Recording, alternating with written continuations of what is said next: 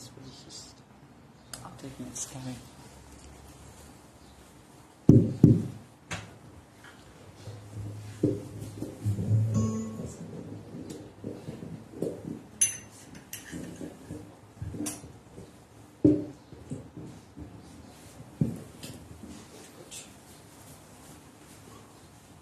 But now, okay.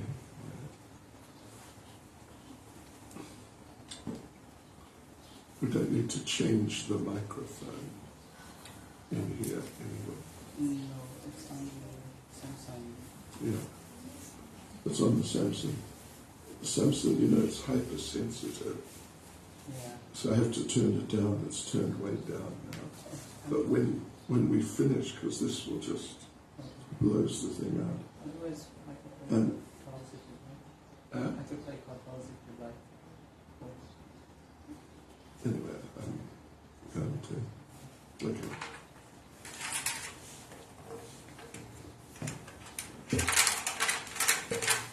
Jai Radha Madhava Kunja Bihari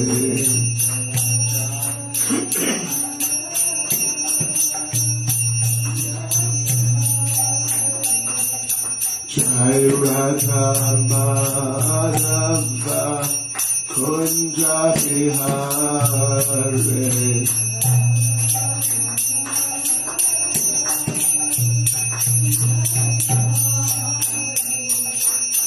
Gopi Jana Vallabha Girivaradhari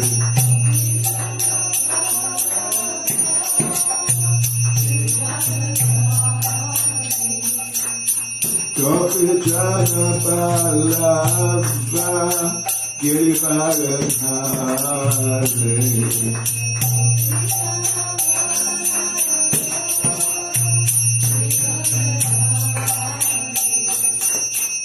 Yashodanandana Prajajalarandana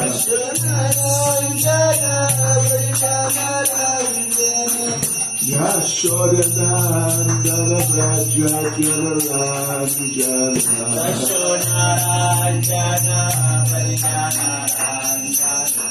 Namulatila Vanachari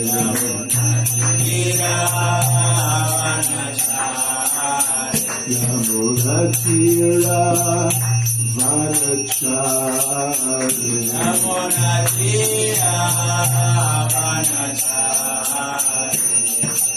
Jai Radha Madhava Kunja Bihari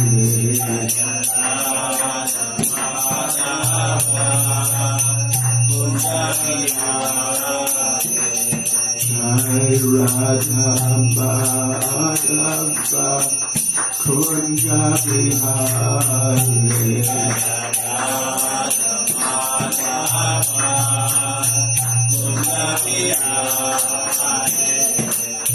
Gopi Jana Vallabha Girivaradhari Gopi Jana Vallabha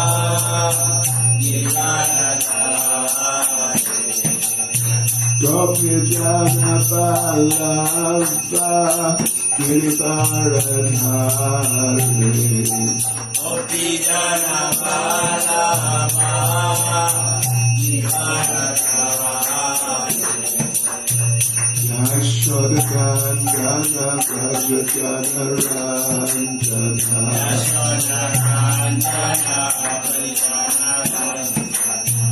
Yashodandana Prajajalarandana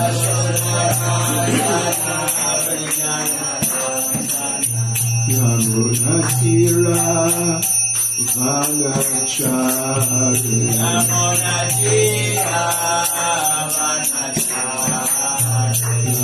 Yamunatira Vanachari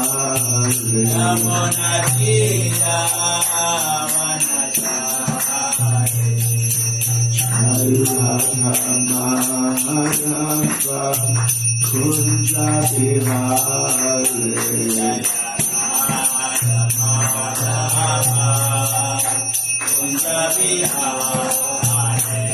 Jaya Radha Madhava Kunja Bihare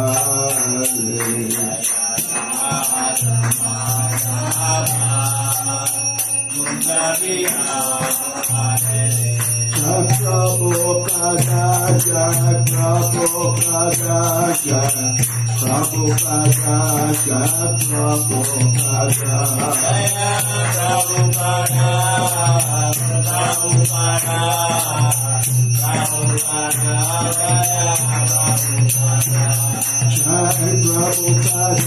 Jai Prabhupada Jai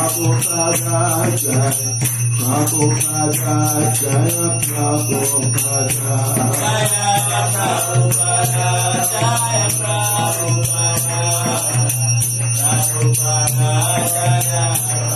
Jaya Jaya Prabhupada Prabhupada Prabhupada Prabhupada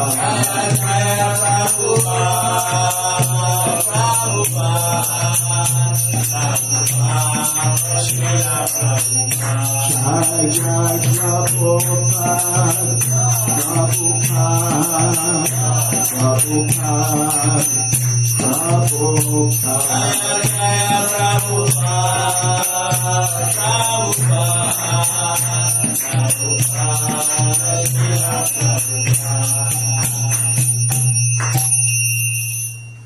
Jai Srimad Paramahansa Paramajacharya Stadisasi Samajas Divine Grace A.C. Bhaktivedanta Swami Srila Prabhupada Ki ISKCON Swangaracharya Srila Prabhupada Ki Grantharaj Srimad Bhagavatam Ki Shri Radha Radhanath Ki Shri Giri Govardhan Ki Shri Caitanya Mahaprabhu Ki Sankirtan Yajna Ki Go, Premanande.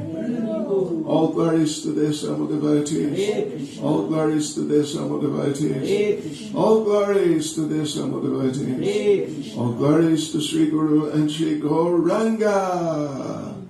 All glories to Srila Prabhupada.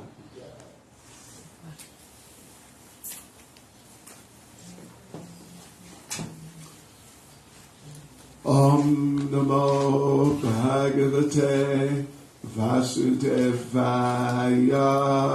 Om Namo Bhagavate Vasudevaya.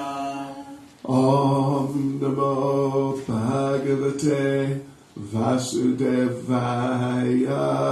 Om Namo Bhagavate Vasudevaya.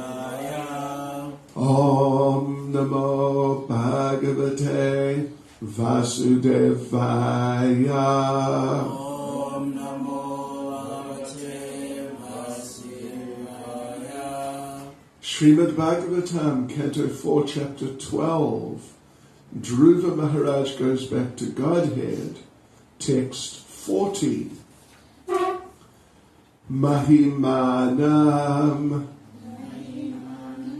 Vilokyasya Narado Bhagavan Rishi Atodyam Vitudan Shlokan Satre Gayat Prachetasam Mahimanam Vilokyasya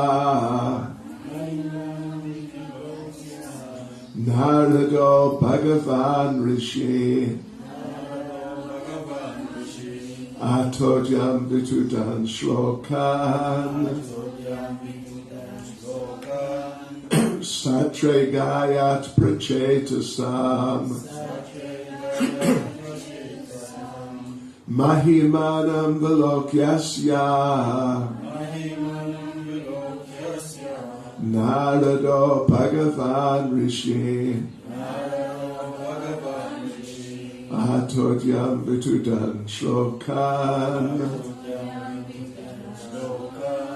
Satrigayat prachetasam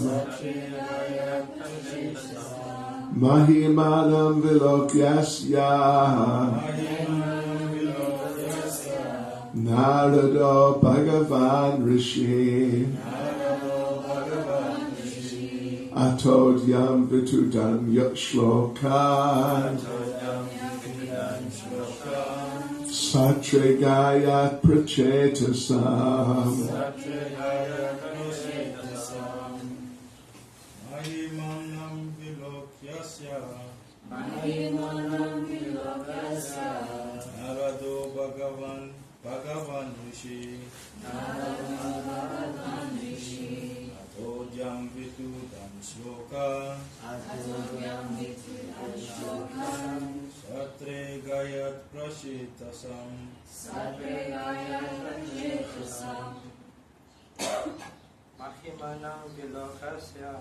Mahimanam Vilokasya Narado Bhagavan Rishi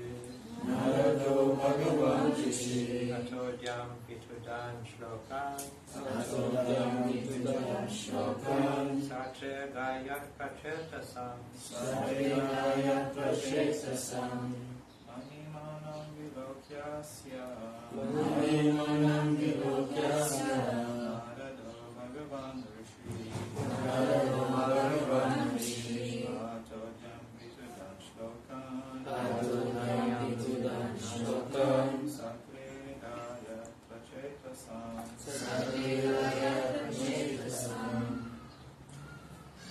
Ladies,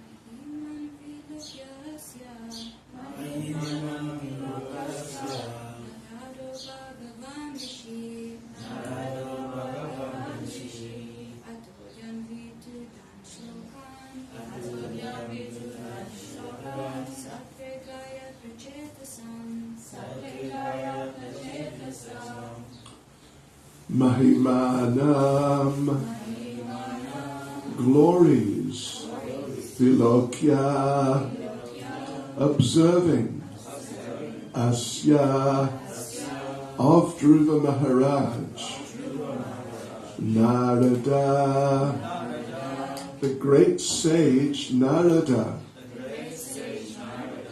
Bhagavan as exalted as the Supreme Personality of Godhead,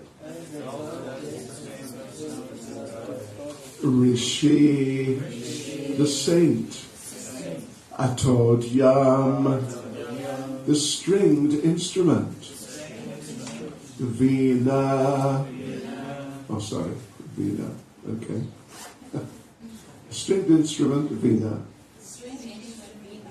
Vitudan, playing on, Shlokan, verses, Satre, in the sacrificial arena, Agayat, chanted, Prachetasam, of the Prachetas. Translation. After observing the glories of Dhruva Maharaj, the great sage Narada, playing on his veena, went to the sacrificial arena of the Prachetas and very happily chanted the following 3 verses. Purport by Srila Prabhupada. The great sage Narada was the spiritual master of Dhruva Maharaj. Certainly, he was very glad to see Dhruva's glories. As a father is very happy to see the son's advancement in every respect, so the spiritual master is very happy to observe the ascendancy of his disciple. Mahimanam Velokyasya Narado Bhagavan Rishi Atodyam Vitadan Shlokan Satri Gayat Prachetasam. After observing the glories of Dhruva Maharaj, the great sage Narada, playing his veena, went to the sacrificial arena of the Prachetas and very happily chanted the following 3 verses.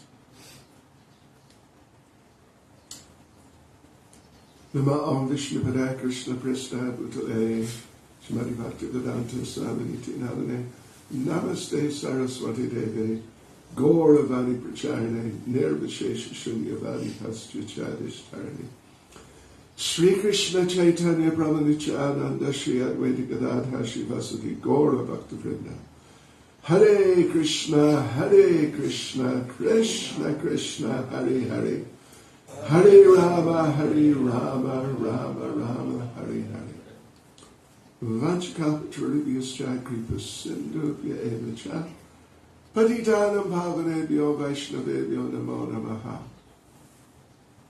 So, yes, continuing and coming to the concluding parts, of the story of Dhruva Maharaj, it's a very nice point that that Narada Muni, who's the spiritual master of Dhruva Maharaj, and of course so many prominent and great devotees, he felt, you could say, well, he felt very happy, at least we can put it that way. You could even say he felt transcendently proud of his disciple. That my disciple, Dhruva, strictly on the basis of my instructions, combined with his dedication and sincerity and seriousness, look at what he's achieved. He's gone back to Godhead. Srila Bhaktisiddhanta Saraswati said that if I could just get one devotee to go back to Godhead, I'd consider my whole mission a grand success. So who is going to be that devotee? Devotees. Anyway. But at least we must certainly try our best. Or better than our best. Actually, we don't even really know what our best is, because Krishna empowers the devotees. When the devotees really get into devotional service and just give their all, then Lord Krishna supplements their all. And suddenly they find they're doing more than they were even hoping they could do, or wishing they could do, or something like that. I think we may have mentioned not long ago, recently sometime, during one of the first really major book distribution marathon in America, the devotees before, it was a week, I think it was either a weekend or a week-long marathon, just not long. And the devotees didn't exactly take vows, but there was some meeting in which some devotees expressed, well, I'd like to do X number of books. And the thing is that by the time the marathon finished, most, if not all, but so many of the devotees had already done a lot more than they had said they would like to do.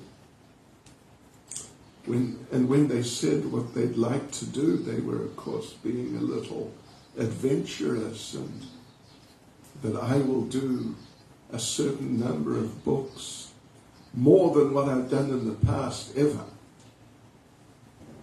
And like, I remember that the devotee who came first, his name was Sarvabhauma, and in one of the days he distributed 136 Srimad Bhagavatams on the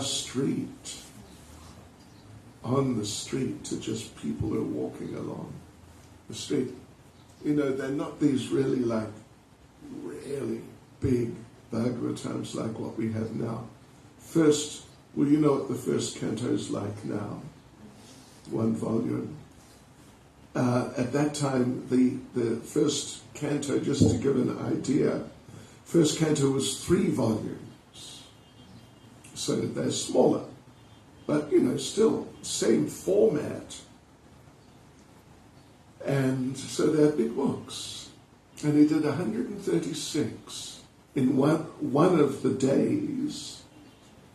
And he had, I forget the exact details, but he had said something like he would like, you know, just dreaming, thinking big.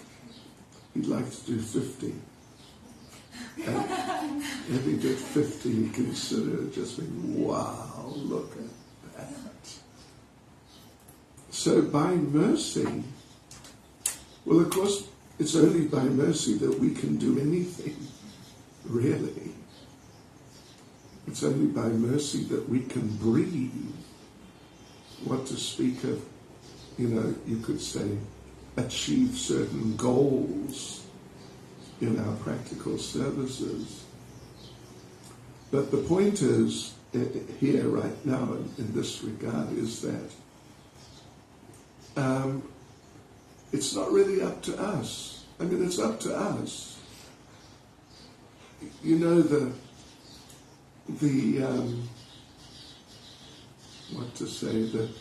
the explanation given in the Damodar Leela, the 2 fingers, you know about that? 2 fingers. Sridhar Swami, the great original Bhagavatam Vaishnava commentator, says the first finger represents the effort of the devotee. And the second finger represents the mercy of the Lord. If you look at your fingers, look at my fingers anyway. You see, this is my effort finger, and this is my Krishna's mercy finger. And you see which is bigger? Is it the same for you? Just a little bit. Well, it is, yeah. Well, mine is more pronounced than average. But I think it basically applies to all of us. I mean, your middle finger must be the biggest finger. So, yes, like that. And Narada Muni is the spiritual master, and he's such a great devotee. He's just absolutely one of the very greatest. And he knows these things very well. And he's seen the extreme success of his disciple Dhruva Maharaj on the basis of his instruction, Narada's instruction, to chant the mantra, Om Namo Bhagavate Vasudevaya. And he knows that this happened not simply by, our effort alone, although our effort is an essential factor in the sort of the equation of how things work out. But the ultimate factor is, look, Krishna's mercy. So, this disciple of mine, he did so, just perfectly amazing, just completely amazing. And it's only by the mercy of the Lord.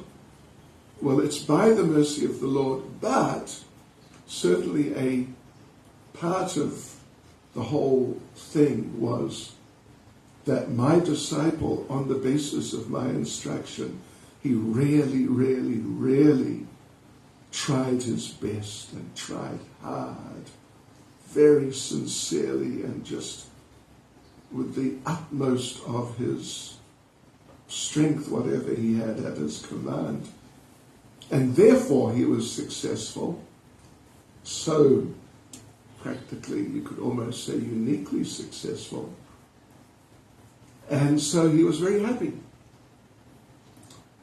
Narada Muni is very happy indeed. So this is there. And we all should try to make our spiritual masters happy. Different of us have different spiritual masters. That's nice. Variety, what do they say? Variety is the spice of life, or something like that. That just makes things more interesting if there's variety. So it's great. It's really great to see the devotees becoming successful, and the spiritual master feels extremely pleased. Sometimes, I know some devotees have in their minds the idea that the spiritual master is like a strict disciplinarian. Some devotees, like, even with Srila Prabhupada had such an imposing presence that for us little new boys who hardly knew what was up and what was down in Krishna consciousness, when we're in Srila Prabhupada's presence, I remember the first time, the only time I was alone in Srila Prabhupada's presence, I was just really like sitting to attention, you could say. Well, I was Srila Prabhupada. Krishna, got to watch out. So that's there. Of course, spiritual master, it's a complete type of relationship. It's not just disciplinarian only.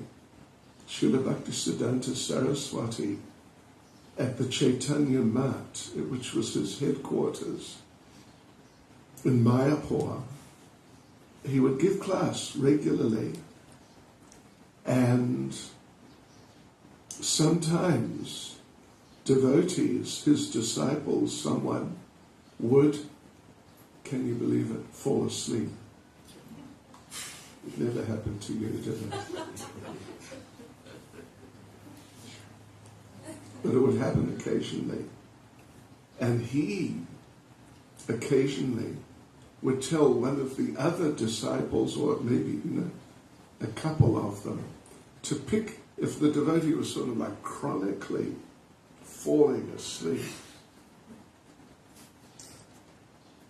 I remember once in my the first weeks of living in the temple in London, one devotee, in those days we didn't have deity greeting, and Guru Puja only started, if I remember correctly, it was definitely in 1974. We're talking now about 1973. So we would just chant japa and then have class. So this one devotee, sitting right at the back, fell asleep in the last so many minutes of chanting japa. And the class began and everyone just ignored him. And suddenly, 10 minutes into the class, the devotee is giving the class and it's all going on. And the devotee is sitting there completely out for the count. Suddenly the devotee woke up and jumped up to his feet and chanted, Hare Krishna, Hare Krishna. And he thought, oh, it's class. It's class time. Well, there are many interesting stories about devotees falling asleep. And we want to speak of how many devotees died in car accidents. So, right. So, when the spiritual master, the relationship it's a very complete type of transcendental relationship. It's not just a matter of being a disciplinarian, although the discipline is extremely important. After all, the word disciple is connected. It's one of the sort of forms of the term discipline. But actually the relationship is very multifaceted, you could say, and very personal. And there is appreciation, there is affection, along with the disciplinary side of things. So here, Narada Muni, he preached to Dhruva 6 months before, more or less, something like that. And Dhruva, of course, 5-year-old child, and 5-year-old children, normally, they cannot really comprehend discipline in constructive ways. It's like if someone tries to get on their case, they'll more often than not take it as sort of aggression against them. So he was just very nice. He was very nice. And he didn't chastise Dhruva. It was like, he was very fatherly, you could say. I mean, in a very pleasant sense of the term. And now he sees that Dhruva has become, Prabhupada, it's interesting, Prabhupada says the spiritual master is very happy to observe the ascendancy of his disciple. Ascendancy is not one of your sort of just typical everyday words in the English language, like hello, goodbye, chant, common words. It's it's not a high-level, super subtle word, but a little unusual. Ascendancy basically means like superiority, coming to a superior position, higher, but also like superior, that sort of sense. Yeah. So Dhruva's come to a superior position and gone back to Godhead.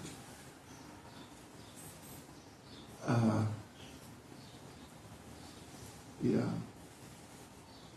Now, I mean, of course, this is all happening now, years later. But, so he's very happy to see that Dhruva's come to a very high position, like a superior position in devotional service. So we all, or generally, or at least at some point in time, every serious devotee accepts a spiritual master and really tries to work on developing the spiritual relationship with the spiritual master. And we all should really have in mind that I want to please my spiritual master. Just not long ago we read the verse where Srila Prabhupada, where Dhruva Maharaj, he gets onto the Vaikuntha airplane, but there's a number of Vaikuntha airplanes, and he sees his mother is coming out. And she gets onto another Vaikuntha airplane, and she also goes back to Godhead. And Srila Prabhupada makes the point that, in a certain sense, Dhruva Maharaj is the disciple of his mother. Not in the same sense that Dhruva Maharaj is the disciple of Narada, but that's there. The element of discipleship is there because Suniti was the very first one to give him any type of instruction, Krishna conscious instruction. And it was very brief. It's not like they then worked together for some years and she was instructing him and he was following the instructions. It was just a few words, one time, that he asked, how am I going to get such a kingdom bigger than my grandfather's even? And she said, well, I think you'll have to ask God. And he said, okay, where is he? I'll ask him. And she said, well, I've heard that when people want to find God, they usually go to the forest. And off he went. Just like that, into the forest. And we even mentioned the other day, it's interesting, she didn't try to stop him. That's an interesting mother with a 5-year-old child. And that was it. That was it. That was the extent, really, of her functioning as any sort of spiritual master with him. And so it was not the same. She was not the same sort of spiritual master as Narada Muni became in due course with Dhruva. It was just a few words. And maybe it took a minute, maybe it took a matter of seconds, something like that, and that was it. That was pretty much the end of her functioning as a spiritual master. But still, she functioned in a very important way as a spiritual master. So Srila Prabhupada says there that sort of acknowledging her lack of qualification or real capability spiritually, but her disciple, Dhruva Maharaj, he became extremely qualified enough to go back to Godhead.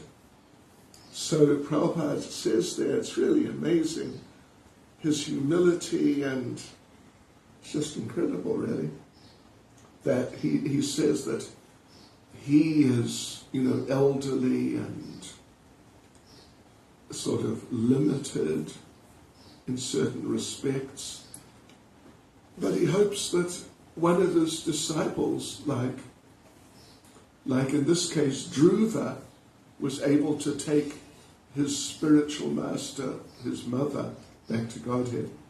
So Prabhupada says he hopes that one of his disciples will become like Dhruva, such a disciple, and then take him, Prabhupada, back to Godhead. And of course Prabhupada essentially was always back at Godhead. It's not exactly that he really had to go and somehow get there. But anyway, he said like that. So Narada Muni is very happy and satisfied, like this, very pleased. As a father is very happy to see the sons or daughters advancement in every respect. So the spiritual master is very happy also. Yeah, so that's very nice. It's really very nice. And we, as aspiring devotees, sort of want to be devotees, we should know that and bear it in mind that actually I must really try and do like that. Please my spiritual master by, first of all, becoming a proper devotee, becoming really a real devotee, fixed in Krishna consciousness, and chanting and just doing everything very nicely, and also rendering meaningful service. Yeah, just like the other day, a couple of days ago, Mother Satyarani, I had some of her maha that she cooked, some morning halava, and I thought, and it was brilliant. Did you get my message? Excuse me, my messages. But anyway, I just thought, wow, this is really good. This is just really nice. Not something thrown together, just on automatic pilot, but something really done nicely. And I thought this must be pleasing to his spiritual master. So we really need to work like that on our service. Our service is our service. On one hand, it keeps us out of mischief. It keeps us engaged. On the other hand, it's an opportunity to please. So all of us, if we work on our regular service and really, you could say, try to perfect it or just keep improving it and really bringing it to a really nice standard, then if we really endeavor like that, we'll be able to please our spiritual master, just like Dhruva Maharaj has pleased Narada. And you may have noted, well, I'm sure you did, at the end of the verse itself, it says that, well, it's Maitreya speaking, that Narada, having observed this and felt very happy, then he left to go to the sacrificial arena of the Prachetas. And there's some more of his disciples. And as he went, he very heavily chanted the following 3 verses, which we're going to read over the following 3 or so days. And so, I don't want to do a spoiler. I mean, it wouldn't be, but I happened to glance through them just half an hour ago or a while ago. And they're just verses in which Narada glorifies Dhruva Maharaj, glorifies his disciple. And it's one thing to please the spiritual master. It's another thing if the spiritual master tells others, expresses, like publicly, how pleased he is. So this is success in life for the devotees. This is really success in life. Sometimes devotees ask, how can we know if our devotional service is pleasing, or sometimes even is it being accepted or appreciated by, the Lord or the spiritual master? Well, you must know, if your spiritual master starts talking very happily about some service you did, then you know that's good. That's just extremely good. for you to be appreciated by the spiritual master. Another, just on a completely different subject, seeing it's, just about one of the shortest purports in the Bhagavatam. Interesting little point. In the second line of the Sanskrit, Narado Bhagavan Rishi. Occasionally, Narada is addressed as Bhagavan, and this is one of those occasions. There are others, I don't actually know how many, but not many, but there are others. Bhagavan, of course, is sort of the classic term for expressing, particularly for expressing that a particular incarnation or expansion form of the Lord is the Lord, is actually a form of the Lord and not just one of the ordinary living beings. Bhagavan, Srila Prabhupada makes the point that, it's not exactly the same, but there's similarity there. That as in English, we use the term God, and it means God. But in Sanskrit, the equivalent term is not Krishna, because Krishna is the name, but like the position, the Sanskrit equivalent of God is Bhagavan, basically. Can be taken like that. The possessor of all opulences in full. So, it's, in other words, Bhagavan is more like a title than a name. It can be seen like that. Whereas Krishna is very specifically a name, and therefore we find in Bhagavad Gita, every time Lord Krishna begins speaking, on a number of occasions, Arjuna says something, and Krishna begins speaking again.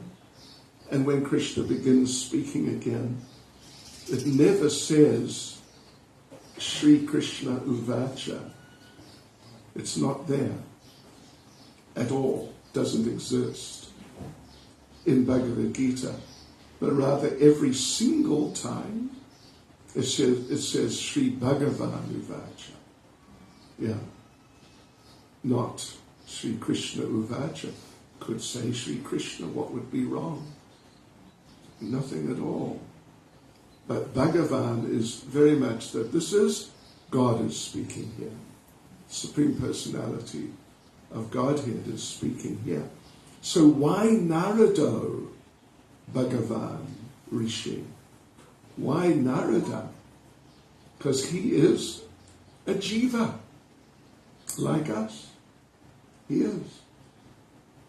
And if you're familiar with the Bhagavatam, you would know that he had been a conditioned soul, actually. Bhagavatam describes two of his previous lifetimes. One as a demigod, that's what I think it's the 8th canto. He was a demigod singer, singer. And he got cursed to become a Sudra. So then he was born as the son of the maidservant. And then he became Narada Muni in the next lifetime, or sort of got the eternal position of Narada Muni. So he's, you could say, one of us. Why is he now Bhagavan? And just a matter of days ago, I would say last week, I was finishing making notes on the last chapter of the 4th canto for Bhakti Vaibhava. And Srila Prabhupada gave a really interesting explanation of why Narada, and people sometimes, others are also called Bhagavan, who are not Vishnu Tattva at all. They're living entities like us. Prabhupada, the way Prabhupada puts it is that someone like Narada, these great, great devotees, Krishna becomes their, you can say, like their property. If they tell Krishna or ask Krishna, do this please, he does it. He does it. Like, in a very humble way, he takes that request and takes it like an instruction. So in that sense, the Lord becomes the property of the advanced devotee. And the Lord, as Bhagavan, of course, possesses all opulences. So when you possess the Lord, you become the possessor of all opulences. You get the idea? I thought it was very nice. It's not just because, they're great, they're wonderful, they're just so wonderful. But they can be seen as actually being Bhagavan, because they possess, he who possesses all opulence. All those opulences are at their disposal completely. So like that, Narado Bhagavan Rishi, because it's, here, the special position of Narada, that he managed to transform Dhruva from this little boy into this just amazing, amazing, perfect devotee. What does that say about Narada Muni? It says he's really special. And it's only because he has these potencies of the Lord. Therefore he was able to transform Dhruva, and therefore it's appropriate to address and refer to him as Bhagavan. It's not just like, I remember, with respect, maybe I shouldn't even say it, but, Nelson Mandela, when he got out of jail, not long after he came here, visited here, spent a few hours here at the temple.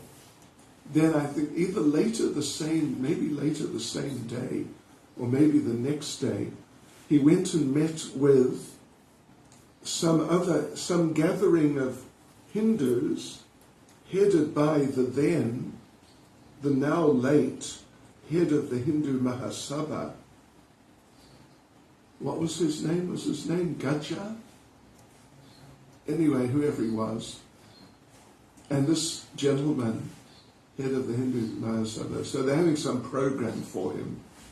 And he said, yes, Mr. Mandela, he's so wonderful and great and just fantastic. It's sure, really.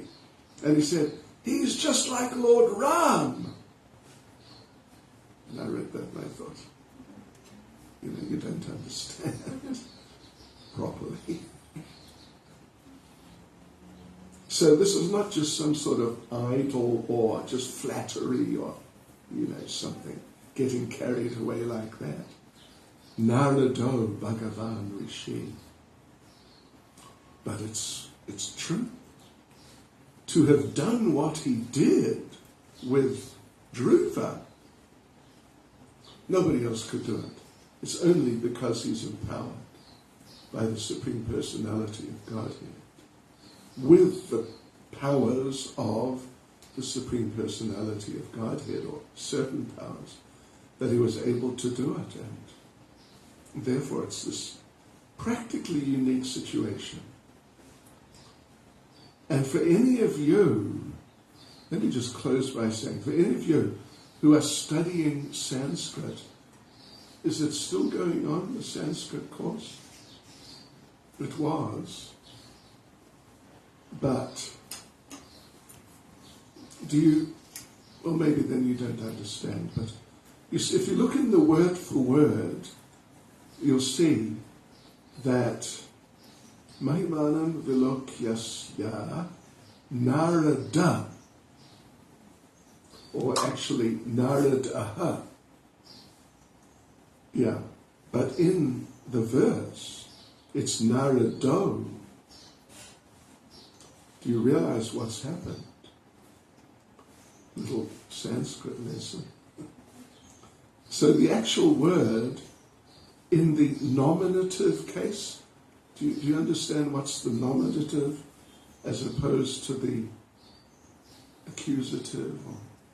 It means when the person or whatever is the subject. So Narada is the subject. It's not like he is the object, but he is the subject. Narada did something. So, when in the nominative, when you've got Narad aha, the Visarga aha, but the next word begins ba, B-H-A, ba, then aha changes to oh. Yes. There you go. You learned some Sanskrit. Narado Bhagavan. Otherwise, it could have been Naradaha Bhagavan Rishi. Hare Krishna. Srila Prabhupada Ki Jai. Any comments, questions?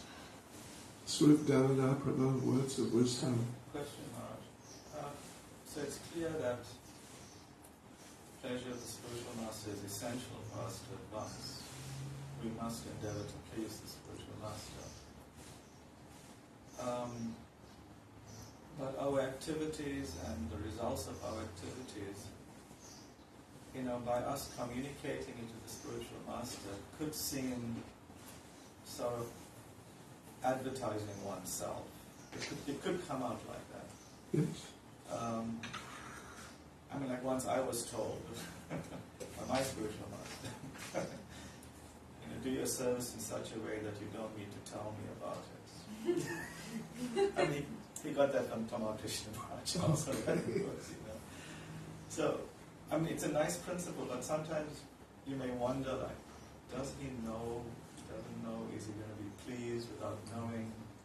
So, how can we develop the faith that that connection is there, whether I broadcast it or inform, of course, sometimes informing him may not be an advertisement, it may be just, humbly presenting for your pleasure type of thing. And sometimes he may need to know. He may need to know. So, how do you, know where to, if you're going too much with, and here I am, I'm the person, or just being, happy in doing this service. Well, Srila Prabhupada, I was told, was once asked, how do you know what your disciples are doing? And Prabhupada answered, the postman tells me. In other words, I would say, as a sort of a purport,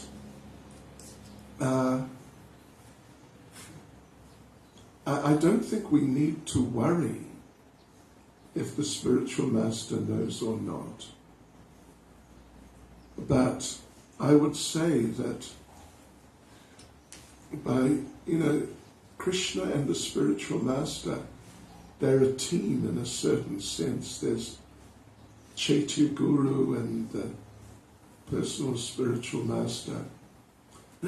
So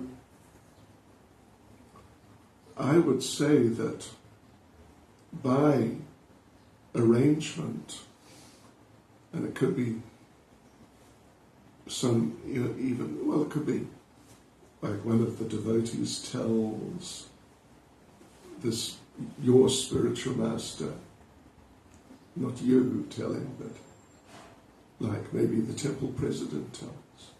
I know that well, I don't know how many, but I do know a few temple presidents who make regular reports to the different spiritual masters of the devotees serving under their supervision. That's there. But I would say that, to advertise oneself, of course, is just inappropriate. But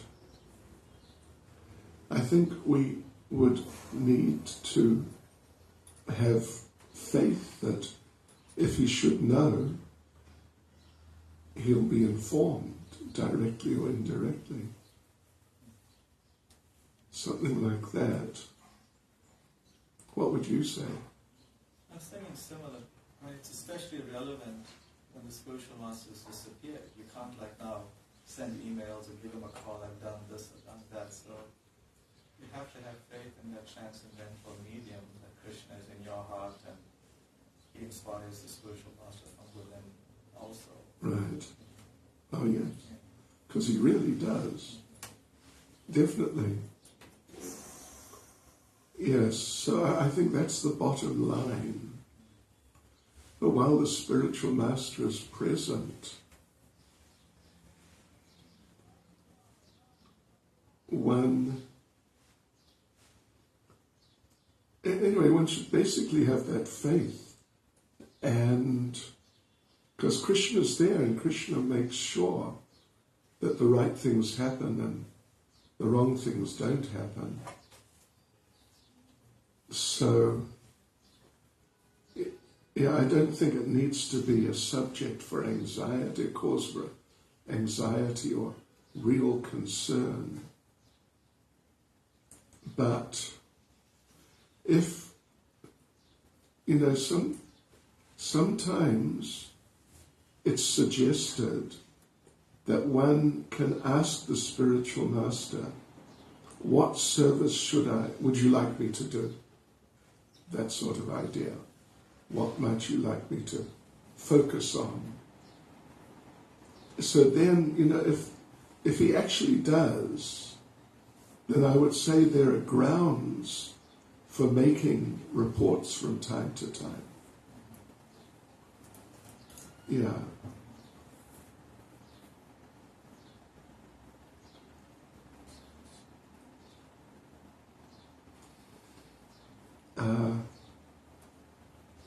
But otherwise, better just to carry on, and not go out of your way to make reports. I was also thinking like how Narada is so proud of his disciples. Prabhupada was like that too about his disciples, and he would often have the opportunity to glorify his disciples to others. He was very transcendently proud of. Oh yeah. Well, you know the story, I'm sure you do, with Malati Devi Dasi in Mayapur. You know that story? No. Which one? Anyway, a small group of Prabhupada's godbrothers were going to come and visit him in Mayapur right in the beginning. Mayapur is just hardly developed at all. And they're going to come and have lunch and meet with Prabhupada. So Prabhupada so Malati Devi Dasi was his cook, and she would then serve him what she had cooked.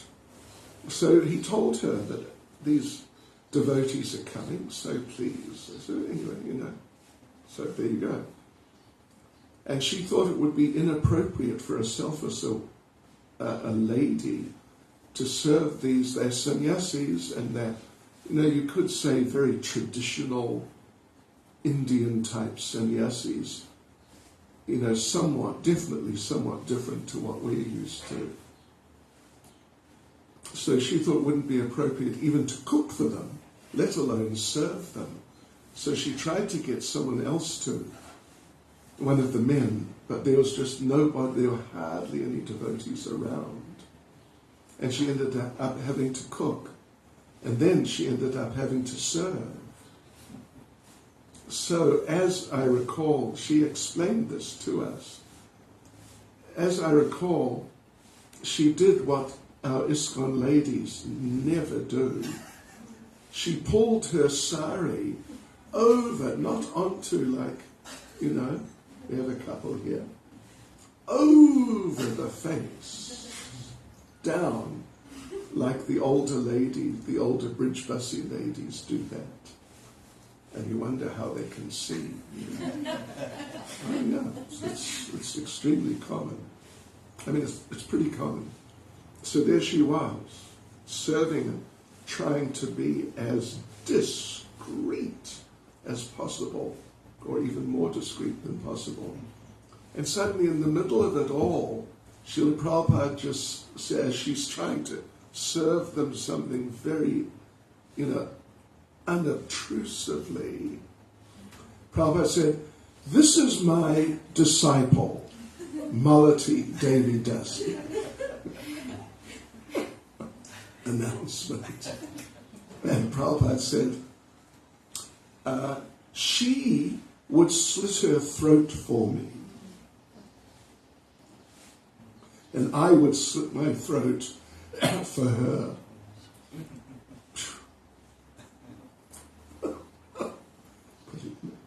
Pretty amazing. Of course, I won't tell the story, but when Bhakti Charu Maharaj made the mistake in the last, when they were in Rishikesh. Yeah, no, it didn't. Made a chachari sabji. It was like heavy with ghee and a lot of chili. But Prabhupada was ill. He had like some sort of flu or something of that sort. So Maharaj thought, can't use chili. So he just used a fraction of the chili that Prabhupada had shown him how to do it. And Prabhupada got on his case. Oh, Krishna. So everybody who came, people like Hindu people were coming and visiting Prabhupada during the course of the day. Everyone he told for 2 days. You know what this boy did? That's another kind of mercy. Hare Krishna, yes, you had your hand up. Yes, I want to know, Dhruvaloka is a spiritual planet, so why did Dhruva Maharaj have to fly to the spiritual world? I don't. As far as I know, he just went to Dhruvaloka. Yeah, with his mother. As far as I'm aware. Have I got it right? Well, yeah, I think the geography is transcendental. You're going to Dhruvaloka, but you're actually going to Vaikuntha. Yeah. Didn't he serve for 38,000 years as the king on Dhruvaloka, and then he Would depart elsewhere. Yes. I'd have to check. But there's something like that. Yeah. Wasn't he king for 38,000 years? The way he, in the material world. Wasn't that, yeah, right. That's what I was. He ruled. And Prabhupada, yeah, I read that also, Prabhupada. I mean, in the sense that Prabhupada says this is proof that it's such a yoga, that he ruled for 36,000 or whatever it is years on earth. Then he went. So now this is at that time, at the end. Yeah. And it's Vaikuntha. And whether, the fact that it's within this universe doesn't make any difference really to its Vaikuntha-ness. every Vaikuntha planet is bigger, what to speak of this universe, bigger than the entire material creation. And that's a Vaikuntha planet. But it's within this one. And this is the smallest universe. Our Lord Brahma only has 4 heads. It's like, relatively speaking, the tiniest universe. But there's this Vaikuntha planet, which is bigger than the entire material creation. Haribol. Just say, Haribol. Anyone else? Hare Krishna. Srila Prabhupada ki jai. Oh, devotees, look. We have some Mahaprasadam. Before you go, please come and collect. Mahaprasadam.